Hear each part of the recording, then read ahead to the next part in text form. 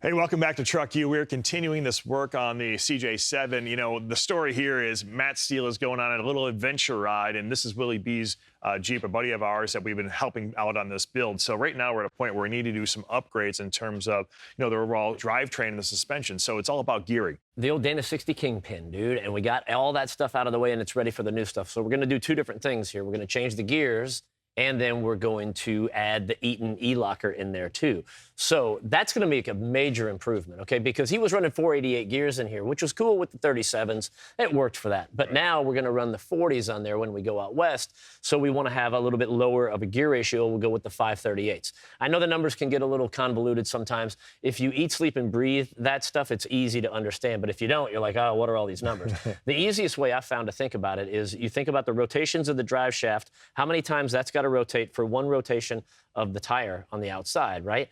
And that's where the gears come in. So if you're running a 488, 4.88 times versus 5.388, so that's going to give you a lot more like low-end torque, right? So you're going to sacrifice a little top speed, but you're going to have more crawling power and more just kind of coming out of the, if there's a mud hole out there or something. Right, you never know what you're going to find. You don't. You know, and then you've got the Eaton E-Locker we've got right here. You know, you add that in, and it kind of gives you the best of both worlds, right? The differential gives you the ability to flip a switch or hit a button, however you want to supply 12 volts, to lock that front axle so both wheels will turn at the same time, allow you to get over obstacles, whatever it is you want to do. You take away the 12 volts, and now you've got the ability to make turns and do everything you want, because driving with a locked front axle or a straight axle, it's really difficult. It puts everything in a bind, including all the entire drivetrain. It's a heck of a workout, though, you know, under the right conditions. So, again, all of our gear and axle, Revolution gear and axle are the gears that we're putting in there. They are a distributor for the Eaton E-Locker as well. So you can get kind of everything here from one place. Now, I think we have everything needed for this. We can move on to the axle shafts and all that stuff here. Yeah,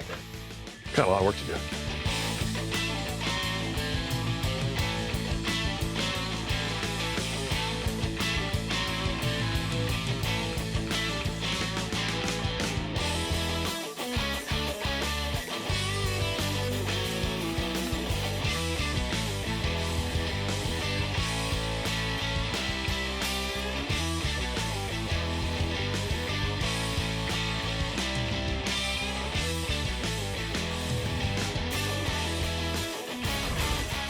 So the differential is all together. That E-Locker is safe and sound inside there. Now it's time to transfer the power out to the wheels and tires. And the way we're going to do that are the new axles that we have.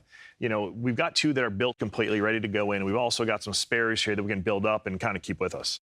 So, like you said, these are all put together, but let's take a look at what we pulled out of there a minute ago, right? So this is what we pulled out, going from a 35 spline inner down to a 30 spline outer with this old drive flange here too. And this was part of the old Dodge setup that was in there, right? Problem is, this is just bolted onto the hub. So there's some weak links there, and that's been known to break, and they're hard to find. So if you break this, not only do you have trouble, you know, because you've got a broken part, but then you have to replace it too. So this is much easier. The GM style that actually is like a geared kind of fitting right there, that's going to give us a lot more options and hold up.